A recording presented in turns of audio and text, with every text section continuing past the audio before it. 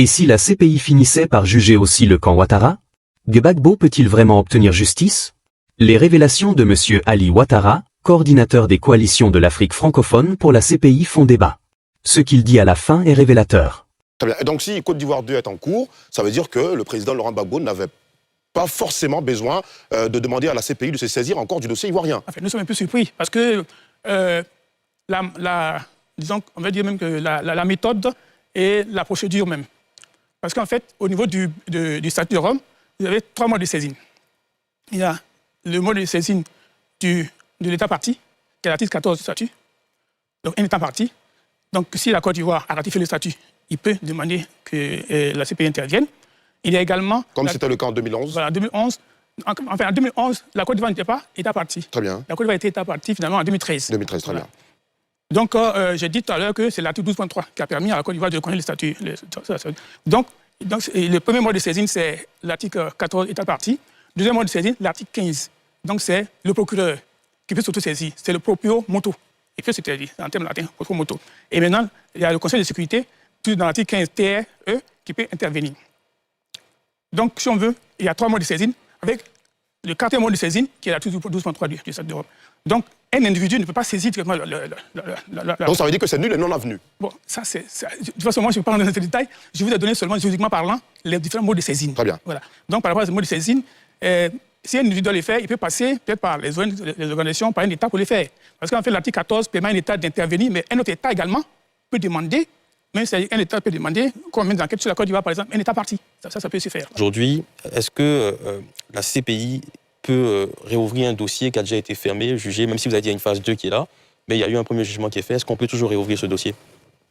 Ok, merci. Vous savez, il y a ce qu'on appelle nebis nin idem. C'est-à-dire c'est l'article 20 du statut de Rome qui signifie qu'on ne peut pas juger une personne 2 fois pour le même crime. Non, il a été jugé pour le crime contre l'humanité. Donc, si on doit ouvrir un dossier, ce dossier ne peut plus le condamner comme par rapport au crime contre l'humanité.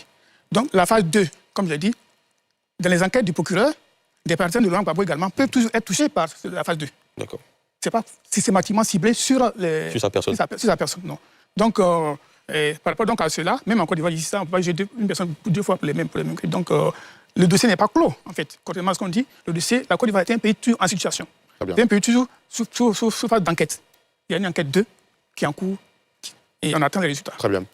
Josias, ça c'est moi. Oui, lorsque ce matin nous avons vu ce communiqué, pour la majorité, c'était un peu l'étonnement. Parce qu'aujourd'hui, on s'attendait tous, on se concentrait sur l'investiture. Donc, voir le communiqué, ça sonnait vraiment intéressant. On se posait la question de savoir quel était l'intérêt derrière. Et là, on peut avoir une panoplie d'analyses. Mais j'ai une question à poser à notre invité, M. Ouattara, s'il me permet, bien évidemment. J'aimerais vous demander, vu que beaucoup de personnes se le disent actuellement, est-ce que si la CPI rouvre le dossier, est-ce qu'il y a possibilité, si il faut arrêter par exemple le président de la République, de l'arrêter? Est-ce que la CPI est capable d'arrêter un président en fonction? C'est surtout ça la question. C'est une très bonne question. Je crois qu'il y a beaucoup d'expériences. Hein. On prend le cas de M. Béchir, Oumar Béchir, qui était un président en exercice, du Soudan qui était en exercice, pour lequel on avait mis un mandat d'arrêt. Mais vous avez vu ce qui s'est passé. Hein. La CPI n'a pas de police, n'a pas de force pour pouvoir arrêter les présumés auteurs. La CPI se base sur la coopération. C'est le chapitre 9 du statut de Rome, la CPI. Donc l'article 86 dit clairement qu'il y a une obligation de coopérer des États partis et même au-delà des États partis. Donc c'est pour dire que l'avantage... Bon, la CPI, c'est une norme supra. Donc au niveau local, il y a le fait qu'elle n'était pas compte justement des dispositions des immunités, des privilèges et immunités, par exemple. Alors qu'au niveau de notre constitution ici, on tient compte des privilèges et immunités. Donc c'est que, normalement, la Côte d'Ivoire, dans le principe, peut mettre un mandat d'arrêt contre un chef d'État. Le président Poutine également, on a mis un mandat d'arrêt. Mais vous voyez la difficulté pour pouvoir l'arrêter. Il faut qu'il y ait un État parti, dans le cadre de la coopération, dans le cadre de l'article 86 du statut, accepte de l'arrêter sur son territoire lorsqu'il y est. Arthur Kamena Yoboué. Oui, moi, il y a une question pour notre invité. Mais avant, je voudrais pas forcément voir dans le sens de Mohamed Nou pour raviver les différentes blessures, mais rappelez-vous que M. Laurent Gbagbo est un historien. Et il a démontré dans la lettre. Et surtout, moi, je mets ça en relation avec les dernières révélations venues de la gauche. Parce que quand on écoute les dernières révélations et les commentaires qui fusent, ça donne l'impression que il aurait une main noire de Laurent Gbagbo comme étant le père de la rébellion. Donc moi, en mettant ces événements en évidence, je me rends compte que c'est une forme pour lui de se laver politiquement, de présenter son héritage, de présenter sa démarche depuis son accession au pouvoir jusqu'à ce jour. D'autant plus qu'il est inscrit dans une démarche de non au 4e mandat. On s'attendait à ce qu'il donne un message de non au 4e mandat et il a débouté tout le monde en présentant, en retraçant son parcours. Donc pour moi, c'est d'abord, c'est pour lui un positionnement stratégique en vue de se laver politiquement pour dire je ne suis pas responsable de la rébellion. Nous connaissons tous, et le site, il dit qu'il connaissait des responsables connus de la rébellion. Il a cité Guillaume Soro, pardon. Il connaît Zakaria, il a dit ils sont là et ils n'ont pas été inquiétés. Il nomme même l'ONU et la France. Il revient encore comme étant des acteurs qui ont participé à sa déstabilisation. Donc ma question est de savoir, concernant la phase 2, qu'est-ce qui empêche jusqu'à ce jour que les résultats soient connus par rapport à l'enquête. Que l'enquête même soit menée. Qu'est-ce qui empêche? En fait, l'enquête est menée. L'enquête même est pratiquement bouclée. Très bien. Voilà. Mais ça, je ne suis pas le procureur. Je suis pas le procureur. C'est le procureur qui a sa stratégie d'enquête. C'est le procureur qui apprécie. Donc, quand il apprécie, s'il y a des mandats d'arrêt à émettre, il va informer les juges. Et puis maintenant, il y a l'autorisation d'émettre les mandats d'arrêt. Très bien. Donc, pour le moment, pour dire que c'est un plaidoyer même qui a été fait pour que le procureur enquête sur ce volet dans sa stratégie. Donc, il a été fait beaucoup de reproches pour dire, bon, c'était la juge des vainqueurs, c'était un seul camp qui était concerné. Et donc, avec l'expérience qu'il a eue au Kenya, il a voulu maintenant revenir sur le cas de la deuxième phase des enquêtes au niveau de la Côte d'Ivoire. Qui a fait ce plaidoyer pour qu'il y ait une deuxième phase? Les ONG, la Coalition pour la Cour pénale internationale ici, la Coalition mondiale pour la CPI, Human Rights Watch, Amnesty International, etc. Très bien. Tchokoumar Doumbia. Alors, dans la lettre, moi, la partie qui m'a le plus... qui a attiré réellement mon attention, c'est la partie où la France est évoquée, où les Nations Unies sont évoquées.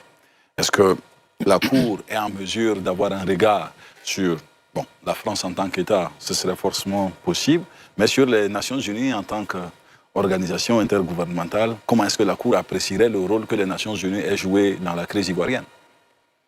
Bon, en fait, je vais dire qu'il y a... moi, j'ai lu le courrier, mais il y a beaucoup de choses qui sont dites dans le courrier.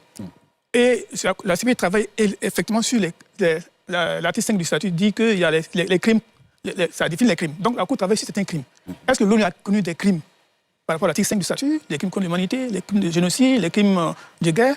C'est ça qui est le plus important. Le reste là, c'est l'écriture qui a été faite. Voilà. Si on a cité l'ONU, si on a cité la France, il faut avoir des éléments de preuve pour qu'on puisse demander, qu'on puisse amener des enquêtes. C'est pour ça que j'ai dit que même le courrier qui a été fait, il aurait pu, à mon sens, il aurait pu passer par des structures étatiques, c'est-à-dire un État, avec des éléments de preuve, parce que c'est une lettre ouverte. Quel est l'impact de la lettre ouverte? C'est-à-dire que même si ça arrive au bureau du procureur, même si on doit ouvrir des enquêtes, il faut des éléments qui attestent. Parce que même l'article 14 du statut par rapport à l'État parti, lorsqu'il demande à ce que la Cour intervienne, l'État parti dit « OK, je souhaiterais que la CPI puisse intervenir, mais voilà les éléments. Voilà tant qui s'est passé, voilà ce que je veux. » Mais ce n'est pas dans le creux de l'évite qu'on dit « bon, on veut qu'on intervienne comme ça. » Donc il faut appuyer cela par des éléments de preuve. Très bien. Une deuxième? Oui, Tchokoumar. Alors, j'ai écouté les modes de saisine que vous avez évoqués. La question que je me pose, est-ce qu'à partir du moment où, par exemple, il y a eu une première phase Côte d'Ivoire 1, comme vous l'avez nommé, est-ce que les personnes impliquées dans Côte d'Ivoire 1, est-ce qu'il y aurait une possibilité juridique par n'importe lesquels des moyens pour que ces gens, en fait, puissent participer à activer ou à saisir la Cour d'une manière ou d'une autre? Parce que, bon, une fois que ces personnes... Parce que le signateur signe en qualité d'ancien président, mais il signe aussi en qualité d'ancien prisonnier. Donc, est-ce que cette qualité d'ancien prisonnier ne pourrait pas lui faciliter un moyen de recours auprès de la Cour? Non. En fait, ce que j'ai dit tout à l'heure, le statut est clair. Il y a les mots de saisine, l'État parti, comme je dis, article 14 du statut, le procureur, Proprio Motu, article 15 du statut, et le Conseil de sécurité, article 15 TRE du statut de Rome. Maintenant, exceptionnellement, il y a l'article 12.3 du statut pour un État non parti. Il y a eu la Palestine, il y a eu l'Ukraine, il y a eu la Côte d'Ivoire à l'époque, qui n'étaient pas État parti, mais qui ont demandé et qui ont fait un courrier au greffe pour préciser la période qu'ils voulaient de reconnaissance. Mais en tant qu'ancien prisonnier, il n'y a pas de privilège pour dire qu'on peut saisir directement le procureur. En tant que victime, il y a l'association des victimes qui peut le faire, mais en tant que prisonnier, il n'y a pas de privilège par rapport à cela. Il faut suivre les clauses par rapport au statut de Rome. Très bien. Alors, moi, j'ai regardé un peu tout à l'heure ce que le procureur adjoint Mandiaye Niang avait dit l'année dernière lorsqu'on parlait justement de la réouverture des enquêtes de Côte d'Ivoire 2, parce qu'il faut préciser que Côte d'Ivoire 2, ça commence en 2016, hein, au même moment où le procès Gbagbo s'ouvre officiellement. Et ce qui est dit par le procureur adjoint Mandiaye Niang, c'est pas Alassane Ouattara qui est cité, c'est plutôt l'autre partie dont on parle, de ce que je lis, c'est l'autre partie. Il s'agit de forces des rebelles de Force Nouvelle, dirigés à l'époque, selon ce qui est écrit, par un certain Guillaume Kikbafori Soro. Est-ce que par hasard, d'autres personnes au cœur de l'enquête, dont les responsabilités seraient situées, qu'elles soient du camp du parti au pouvoir actuel ou de l'opposition actuelle qui était au pouvoir à l'époque, peuvent être inquiétées? J'avoue que je ne suis pas dans l'enquête. Ce n'est pas les éléments d'enquête. Très bien. Voilà, donc, je ne peux pas dire des choses que je ne sais pas. Ce que je sais, c'est que lorsqu'il y a eu les mandats d'arrêt émis contre M. Gbagbo, Mme Gbagbo et M. Blé Goudé, il y a eu beaucoup de choses qui ont été dites pour dire que c'est une justice des vainqueurs. Absolument. Voilà. On a toujours entendu, voilà, effectivement. Voilà, donc, par rapport à cela, il y a donc des plaidoyers qui ont été faits pour que le procureur, dans sa stratégie d'enquête, puisse maintenant... Parce que quand il y a une guerre, quand il y a un conflit, il y a deux belligérants. Chacun des belligérants, peut-être à son niveau, commet des crimes. Ça peut être grave d'un côté comme de l'autre côté. Donc, le fait que c'est un seul camp qui était concerné, ça posait un problème. Donc, les plaidoyers qui ont été faits, c'est pour que l'autre camp également puisse être concerné. Très bien. Donc, Côte d'Ivoire 2, c'est cela. Que ce soit X ou bien Y, là, je ne peux rien dire là-dessus. Mais Côte d'Ivoire 2, ça concerne les partisans de M. Ouattara. Très bien. On part juste vers la fin de cette seconde partie. La question que je me pose à présent, vous êtes donc coordinateur de coalition de l'Afrique francophone pour la Cour pénale internationale. Quand vous regardez la Côte d'Ivoire aujourd'hui, est-ce que vous ne pensez pas que cela risque d'ouvrir des plaies que les Ivoiriens tentent pourtant de refermer depuis 2011? Mais vous savez, c'est une question personnelle. Hein. Voilà. Mais au niveau de... Vous avez lu mon livre, hein, oui. J'ai dit l'impunité d'aujourd'hui est le crime de demain. L'impunité d'aujourd'hui est le crime de demain.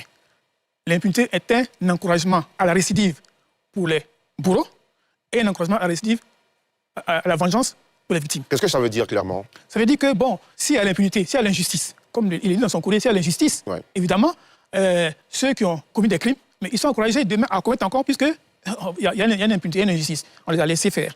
Maintenant, ceux qui ont été les victimes, si demain ils ont l'opportunité, ils vont se venger. Voilà. Donc, forcément, la justice, c'est le socle. C'est le pilier pour la paix, la réconciliation. Très bien. C'est ça, notre point de vue. Très bien. Que ce soit au niveau de la justice traditionnelle, si ça se fait, il y a au moins la possibilité qu'il y ait des pardons, mais pas pour les crimes de sang, par exemple. Voilà. Merci d'être resté jusqu'à la fin. Donnez votre avis en commentaire. N'oubliez pas de vous abonner, de liker et d'activer la cloche de notification pour ne rien rater de nos prochaines vidéos.